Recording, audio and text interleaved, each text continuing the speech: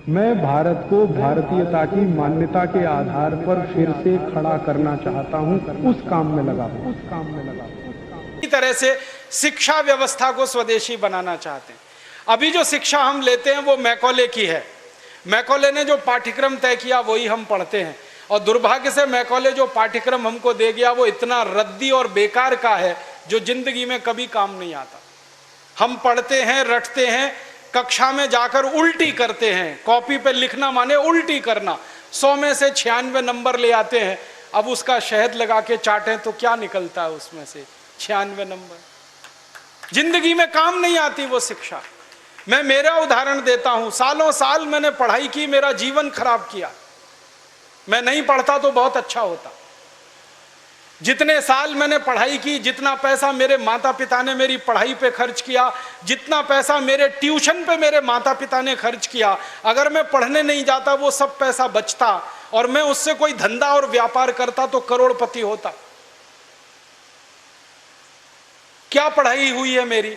मैंने बचपन में पढ़ा x + y² = x² + 2xy + y², x - y² = x² - 2xy + y²। अब मेरे समझ में नहीं आता कि करूं क्या इसका मैं मेरी जिंदगी में।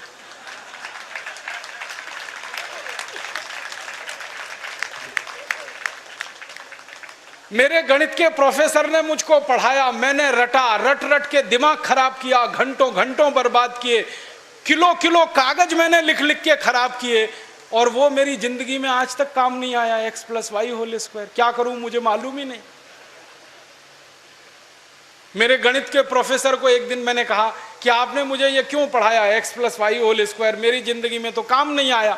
तो मेरे गणित के प्रोफेसर कहते हैं, यार काम तो मेरे भी नहीं आया, मुझको किसी ने पढ़ाया, मैंने तुमको पढ़ाया। ये भेड़िया धसान क्यों चला रहे हो इस देश में? जो काम नहीं आता वो क्यों पढ़ा रहे हो इस देश के बच्चों को?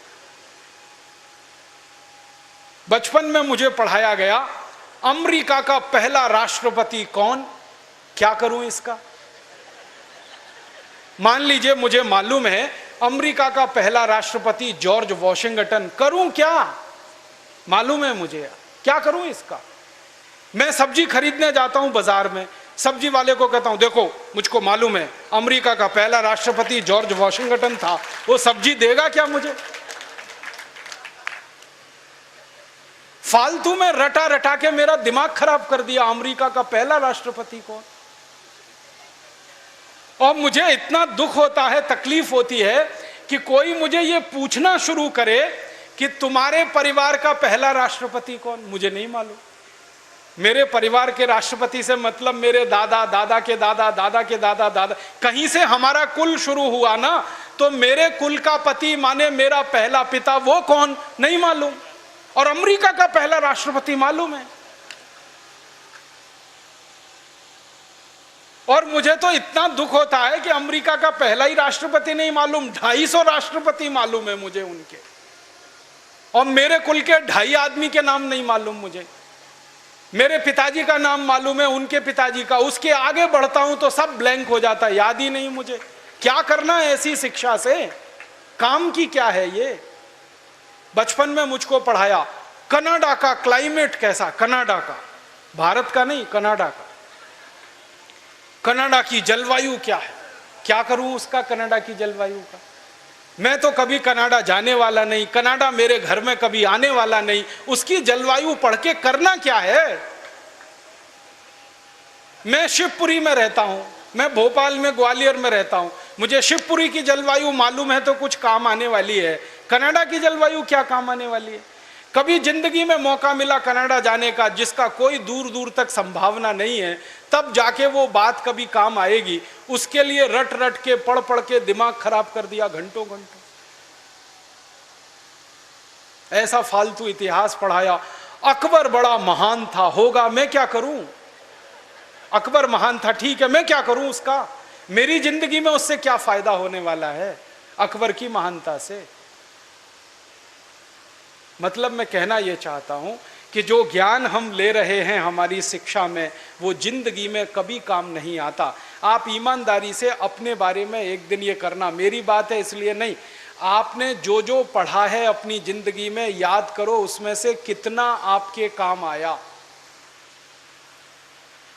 शायद आप 100 का नंबर निकालेंगे तो 5 भी काम नहीं आया, 5% भी काम नहीं आया। जो काम नहीं आया पढ़ा क्यों, फिर रटा क्यों उसको?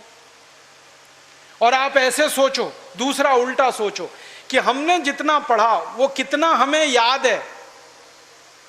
याद उतना ही रहेगा जो रोज काम आता है, बाकी कचरे को दिमाग निकाल के ऐसे ही फेंक देता है। जो याद ही नहीं रहे और काम नहीं आए उसको पढ़ना और पढ़ाना क्यों? तो मैंने सोचा कि शिक्षा व्यवस्था बदलना बहुत ज़रूरी है। हमारे बच्चों के ऊपर इतना बोझा हो गया है, इस बोझे ने बच्चों को ख़त्म कर दिया। कभी कभी तो मुझे इतना अफसोस होता है, अखबारों में खबर पढ़ता हूँ 12वीं कक्षा का रिजल्ट आया, इतने बच्चों ने आत्महत्या कर ली। क्यों? फेल हो गए। बच्चे थोड़ी फेल हुए हैं, परीक्षा की पद्धति फेल हुई है हमारी, बच्चे फेल नहीं हुए। बच्चों के बारे में तो सारी दुनिया कहती है कि वो तो कच्ची मिट्टी के घड़े के जैसे हैं, जैसा आप शेप दोगे वैसे हो जाएंगे। हमारे बच्चों को हमारे अध्यापक और परीक्षा वाले शेप नहीं दे पाए, इसलिए परीक्षा पद्धति फेल हुई है, बच्चे फेल नहीं हुए। मुझे तो कई बार यह कहने के मन करता है कि बच्चों को फेल करने वाले अध्यापकों को फेल करना चाहिए, क्योंकि उन्होंने पढ़ाया नहीं ठीक से, समझाया नहीं बच्चों को ठीक से। और इस शिक्षा पद्धति में क्या भेड़िया धसान है। 100 में से 90 नंबर लाओ, 99 नंबर लाओ, 98 नंबर लाओ तो आप बहुत होशियार हैं, 33 नंबर लाओ, 30 नंबर लाओ तो आप बिल्कुल बेकार हैं।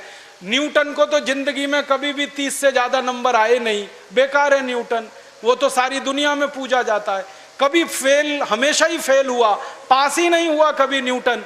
स्कूल वालों ने निकाल दिया उसको कि हर बार फेल हो जाता है, ये पढ़ने लायक नहीं है।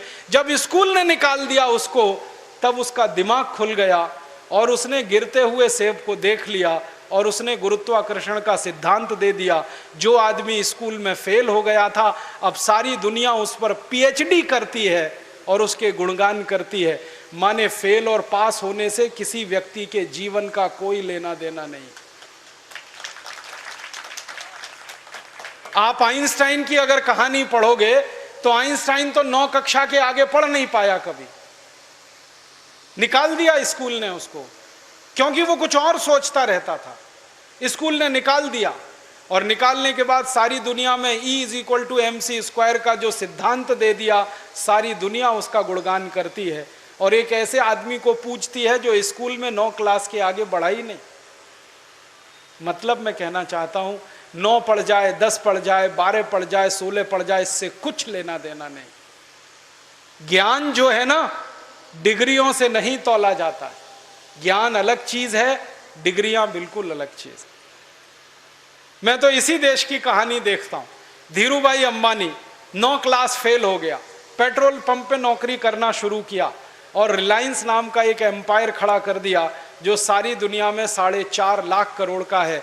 9 क्लास फेल आदमी 4.5 लाख करोड़ का एम्पायर खड़ा करके छोड़ गया। इसका माने ज्ञान का डिग्री से कोई संबंध नहीं है। घनश्याम दास बिरला 4 क्लास पढ़े, स्कूल और गांव छोड़कर निकल गए, लोटा लेकर कलकत्ता पहुंच गए और इतना बड़ा खानदान बना दिया, बिरला एम्पायर, जो आज लाखों करोड़ का है। 4 क्लास पास आदमी ने किया। बिरला जी कहा करते थे कि क्लास पास करना कोई महत्व की बात नहीं है जीवन की तुलना में। तो हम जीवन को जीने वाली शिक्षा हमारे विद्यार्थियों को दें, ऐसी शिक्षा व्यवस्था हम बनाएं जिसमें डिग्री का महत्व ना हो, ज्ञान का महत्व हो, परीक्षा का महत्व ना हो, सीखने का महत्व हो, पढ़ाने का महत्व नहीं हो, सिखाने का महत्व हो। अध्यापक भी सीखें, विद्यार्थी भी सीखें, दोनों सीखने की प्रक्रिया में आगे बढ़ें। ऐसी एक शिक्षा व्यवस्था हम बनाना चाहते हैं और ये पूरी शिक्षा व्यवस्था मातृभाषा पर आधारित होगी, ये अंग्रेजी पर आधारित नहीं होगी। अंग्रेज आए तो अंग्रेजी आई, अंग्रेज गए तो अंग्रेजी चली जानी चाहिए थी। क्यों हमने रख लिया इस अंग्रेजी को? अंग्रेजी में पढ़ाते हैं अपने बच्चों को, मार मार के सिखाते हैं, बच्चे बेचारे अक्सर उसमें फेल हो जाते हैं। हिंदुस्तान के बच्चे गणित में पास होते हैं, भौतिकी में पास होते हैं, रसायन में पास होते हैं, अंग्रेजी में फेल हो जाते हैं। होना ही चाहिए उनको अंग्रेजी में फेल, क्योंकि अंग्रेजी विदेशी भाषा है। मुझे आप एक अंग्रेज बताइए और दिखाइए जो हिंदी में पास हो जाए। तो मैं अंग्रेजी में पास होकर दिखा सकता हूं। जब कोई अंग्रेज हिंदी में पास नहीं हो सकता तो हम भारत के विद्यार्थियों से क्यों अपेक्षा कर रहे हैं कि वो अंग्रेजी में पास हो? और अंग्रेजी भाषा नहीं है पास होने लायक, ये तो भाषा ही रद्दी है। इस भाषा का इतिहास जब मैंने पढ़ा, 5वीं शताब्दी में तो ये भाषा आई, माने मुश्किल से 1500 साल पुरानी है। हमारी भाषा तो करोड़ों साल पुरानी है, संस्कृत, हिंदी, मराठी, तमिल, तेलुगु, कन्नड़, मलयालम, ये तो 1500 साल पुरानी है। और दुनिया की सबसे रद्दी भाषा है अंग्रेजी, जिसकी कोई अपनी व्याकरण नहीं है जो शुद्ध हो और ठीक हो। आपको एक उदाहरण देता हूं। अंग्रेजी में एक शब्द है PUT, पुट, BUT, तो PUT पट होना चाहिए। CUT कट, BUT बट, तो PUT पट। अगर PUT पुट तो CUT कुट, BUT बुट, यही होना चाहिए ना। क्या मूर्ख लोगों की भाषा है, ग्रामर ही नहीं है। और परम मूर्खता की भाषा ये अंग्रेजी। एक शब्द है अंग्रेजी में, उसमें कहते हैं केमिस्ट्री, CHEMISTRY, केमिस्ट्री। तो यहां पे CH जो है ना का हो गया, ठीक है। तो केमिस्ट्री में CH का हो गया, तो चोपड़ा में कोपड़ा होना चाहिए। CHOPARA है ना, उसको चोपड़ा क्यों कहते हैं, कोपड़ा कहो।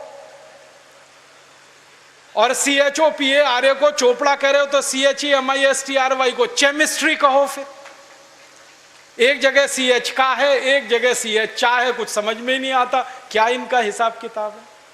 मूर्खों की भाषा है ये अंग्रेजी। और इस भाषा की कितनी बड़ी कमजोरी है।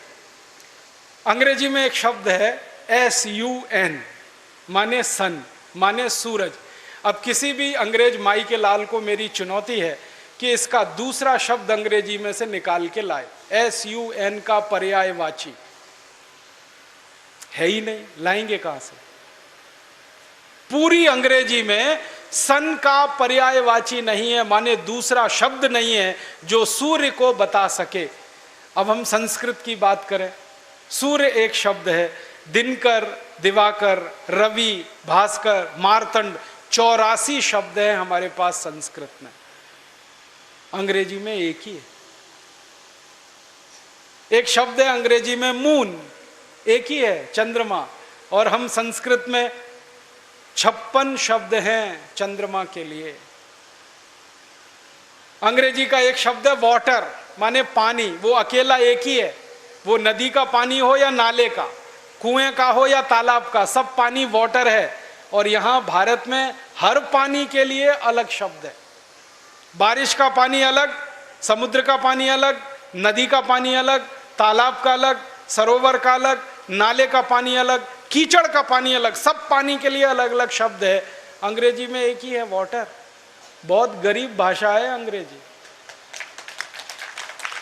शब्द ही नहीं है उनके पास। कितने गरीब हैं, चाचा भी अंकल, मामा भी अंकल, मौसा भी अंकल, फूफा भी अंकल, फूफा का फूफा भी अंकल, मौसा का मौसा भी अंकल, कोई शब्द ही नहीं है अंकल के अलावा।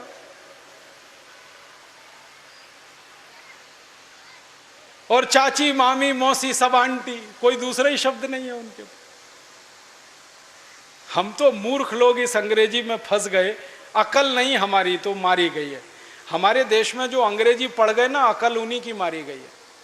जो नहीं पढ़े वो बहुत होशियार। पता है, मैं कुछ लोगों के घरों में जाता हूं। मैंने जिंदगी में एक नियम बनाया, वो नियम यह है कि होटल में खाना नहीं खाऊंगा, होटल में ठहरूंगा नहीं। तो झक मार के मुझे घरों में ही ठहराना पड़ता है, खाना खिलाना पड़ता है, क्योंकि मैं खाता नहीं, होटल में ठहरता नहीं। तो हर बार नए नए घरों में जाता हूँ खाना खाने, रहने के लिए। तो अंग्रेजी पढ़े लिखे लोगों के घर में भी जाता हूँ, तो वो कैसे मूर्ख दिखाई देते हैं मुझे उसका उदाहरण बताता हूँ। वो ना तो अंग्रेज है ना तो हिंदुस्तानी है, खिचड़ी है बीच की। और वो खिचड़ी कैसी है, किसी के घर में गया तो पिताजी का नाम घर में रामदयाल, माताजी का नाम गायत्री देवी, बेटे का नाम टिंकू। अब मैं यही पूछता हूं कि रामदयाल और गायत्री देवी का टिंकू कहां से आ गया।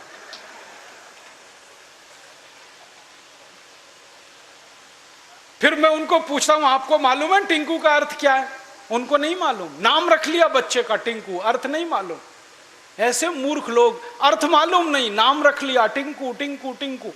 फिर डिक्शनरी खोल के दिखाता हूं उनको। अंग्रेजों की सबसे पुरानी डिक्शनरी है वेबस्टर डिक्शनरी। उसमें टिंकू का अर्थ है आवारा लड़का।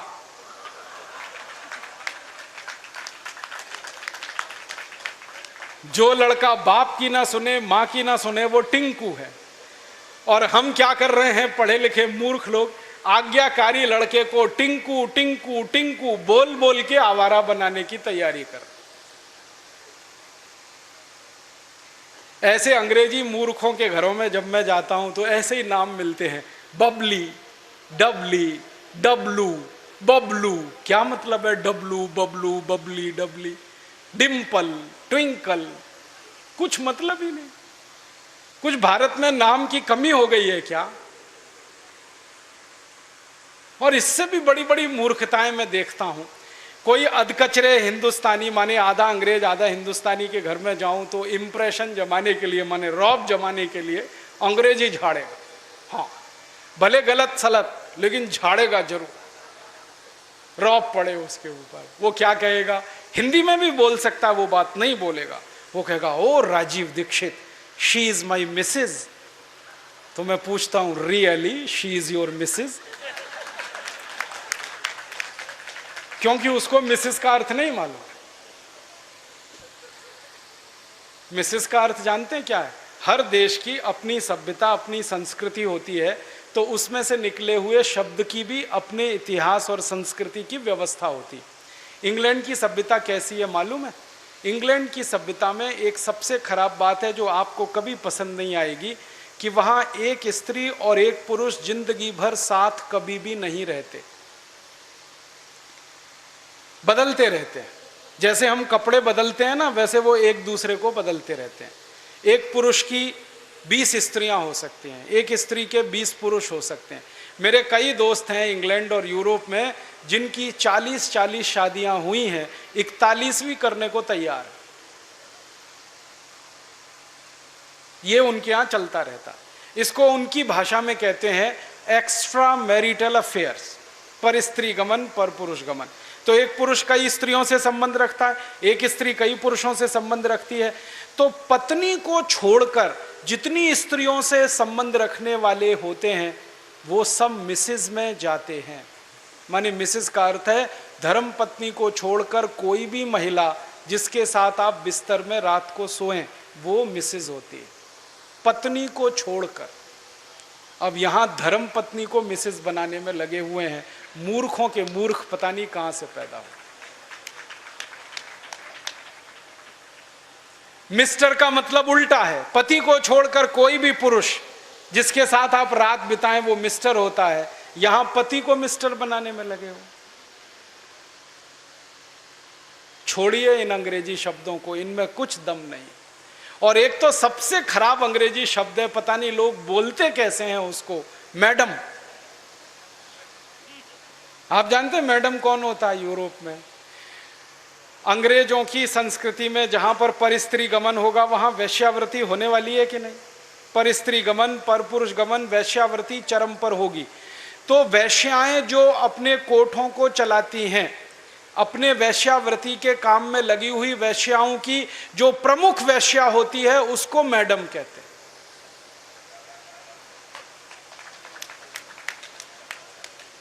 और यहां हिंदुस्तान में अपनी बहनों को मैडम कह देते हैं। ऐसे मूर्ख लोग मैंने इस देश में देखे हैं।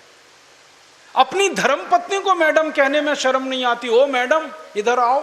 और वो धर्मपत्नी को भी शर्म नहीं आती मैडम कहलवाने में, वो भी कहती है मैडम कहो मुझको। जान तो लो कि मैडम होती कौन है, फिर कहलवाओ। अपने भारत में कितने सुंदर सुंदर शब्द हैं। श्रीमती, श्री माने लक्ष्मी, मति माने बुद्धि, बुद्धि माने सरस्वती, लक्ष्मी। तो जहां सरस्वती लक्ष्मी एक साथ निवास करे वो श्रीमती, उसको हमने मिसेस बना दिया। ये मूर्खाधिपति हमारे देश में अंग्रेजी पढ़े लिखे, इन्होंने बड़ा सत्यानाश किया, बेड़ा गर्क किया इस देश का। इस अंग्रेजी भाषा ने किया, फिर इन्होंने और ज़्यादा किया। मेरा आपसे हाथ जोड़कर निवेदन है, इस अंग्रेजी भाषा में मत फंसिए, कुछ इसमें रखा नहीं है, दम नहीं है। कभी कभी तो मैं लोगों के घरों में जाता हूँ, इतना गुस्सा आता है मुझे।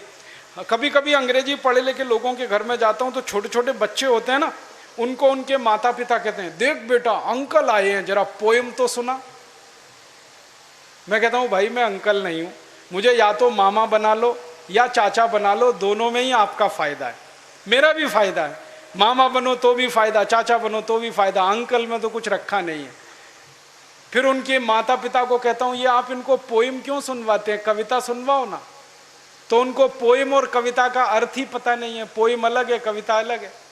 अब वो बच्चे चालू हो जाते हैं टेप रिकॉर्डर की तरह से और पोएम सुनाते हैं मुझको, rain rain go away come again another day little baby wants to play. अब मैं बच्चे को पूछता हूं, तुमको मालूम है इसका अर्थ क्या है?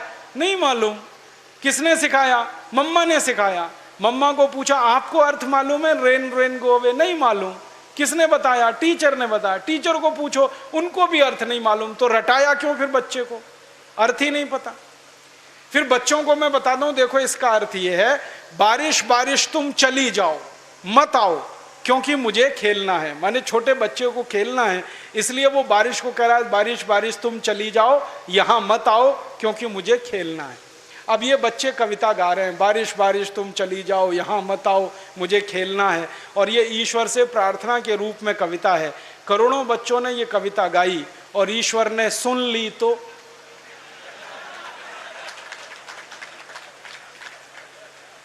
बारिश को वापस बुला लिया। तो क्या होने वाला है? बारिश नहीं होगी। बारिश नहीं होगी तो सूखा पड़ेगा। सूखा पड़ेगा तो आप भी भूखे मरेंगे, मैं भी मरूंगा, किसान भी मरेंगे। इतनी अकल नहीं है हमको, ये रेन रेन गो अवे कितनी खतरनाक चीज है। हमारे भारत में 60% खेती बारिश पर होती है, 40% खेत में ही सिंचाई की व्यवस्था है। जब 60% खेती बारिश पर हो तो बारिश ज्यादा होनी चाहिए इस देश में। ऐसी कविताएं हम बच्चों को क्यों नहीं सिखाते? लेकिन वो कविताएं मातृभाषा में हो सकती हैं, अंग्रेजी में नहीं हो सकते। मैं एक मराठी मातृभाषा की कविता सुनाता हूं आपको, अर्थ बहुत सीधा है उसका। वो कविता है, ये रे पाऊसा तुला देतो पैसा, पैसा झाला खोटा, पाऊस आला मोठा। ये रे माने आओ आओ, जल्दी जल्दी बारिश तुम आओ। पाऊसा माने बारिश। मराठी में कह रहे हैं, बारिश बारिश तुम जल्दी जल्दी आओ, नहीं आओ तो मैं पैसा देने को तैयार हूं, तुम आ जाओ, क्योंकि मुझे बारिश की जरूरत है, क्योंकि खेत को पानी की जरूरत है, क्योंकि 60% खेती बारिश पर आधारित है। तो भारतीय कविता बारिश को बुलाने वाली होती है और अंग्रेजी कविता बारिश को भगाने वाली होती है। क्योंकि इंग्लैंड में मौसम खराब रहता है, कभी भी बारिश आती है, इसलिए वहां के बच्चे कहते हैं रेन रेन गो अवे, क्योंकि बारिश का कोई भरोसा नहीं। दोस्तों, सबसे पहले तो चैनल सब्सक्राइब करें, फिर लाइक, कमेंट और शेयर करें, और हाँ, हमारा एंड्रॉयड ऐप डाउनलोड करना ना भूलें।